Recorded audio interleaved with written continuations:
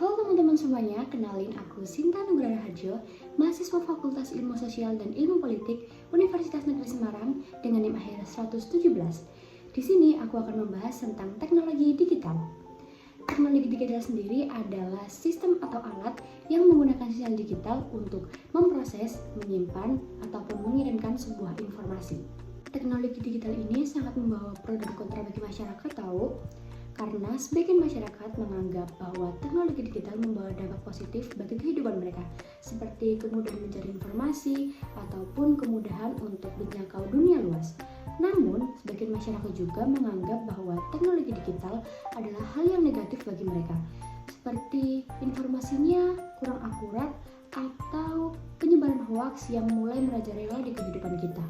Untuk itu, saya mau mewawancarai dua teman saya untuk mengetahui pendapat mereka tentang bagaimana sih teknologi digital itu. Hai Kak, kakak dari fakultas mana dan juga namanya siapa?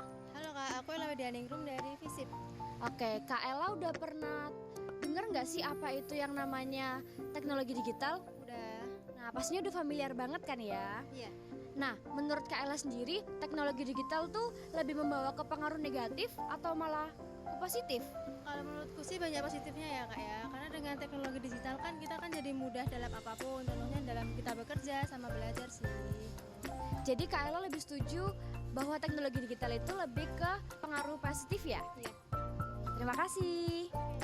Oke, kita lanjut yang kedua. Kakak namanya siapa dan juga dari fakultas mana? Nama saya Sofa Zaratul Aulia dari Fakultas FISIP. Oke. Kak Sofa pasti udah pernah dengar apa itu literasi digital kan? Atau teknologi digital? Iya, pernah. Nah, menurut Kak Sofa sendiri, teknologi digital tuh lebih membawa ke pengaruh negatif atau membawa pengaruh positif bagi kehidupan kita? Kalau menurut saya lebih ke netral ya. Jadi ada dampak positifnya dan negatifnya. Jadi positifnya kita dapat mudah mendapatkan informasi, negatifnya dapat sangat mudah miskomunikasi. Jadi tergantung pada literasi digital. Oh, jadi tergantung pada kepribadian orangnya sendiri ya, Kak? Terima kasih. Dari wawancara tadi, ternyata mereka lebih percaya bahwa teknologi digital membawa dampak positif lebih banyak untuk mereka daripada dampak negatif. Karena memang benar, bagi mahasiswa seperti kita, teknologi digital sangat membantu kita dalam pembelajaran maupun kehidupan sehari-hari.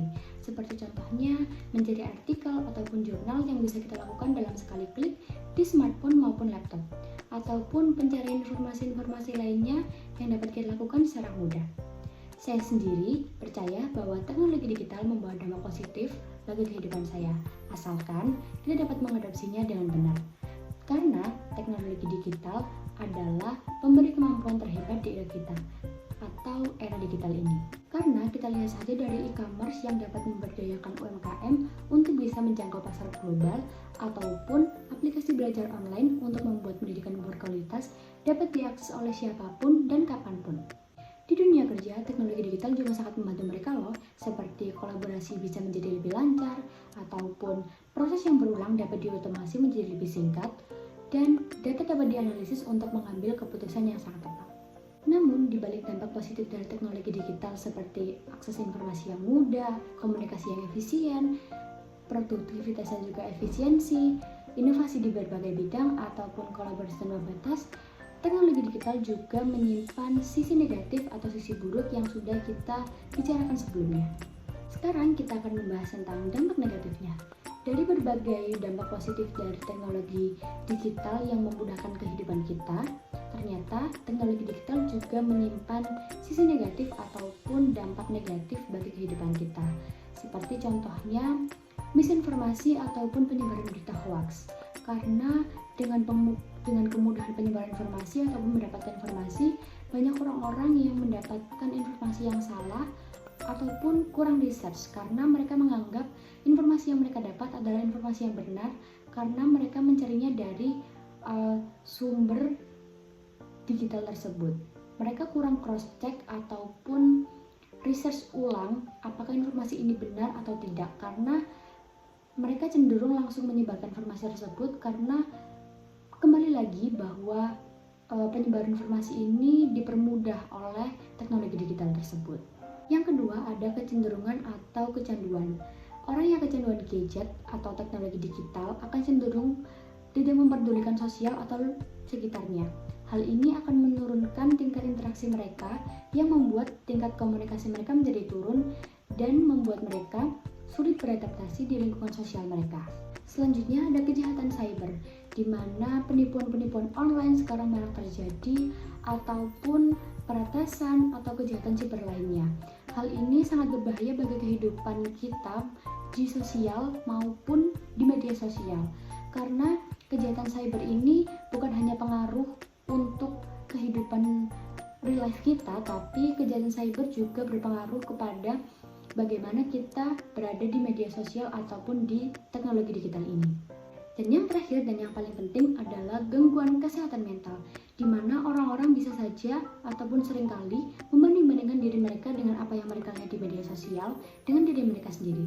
Hal ini akan menyebabkan mereka muncul rasa tidak percaya diri, kecemasan, depresi karena perbandingan di media sosial tadi.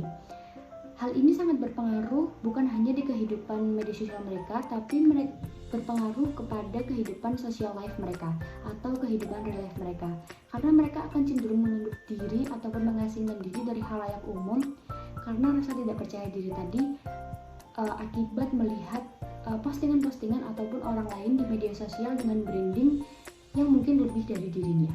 Jadi teknologi digital bisa membawa pengaruh positif bagi kehidupan kita ataupun malah memberikan dampak negatif bagi kehidupan kita.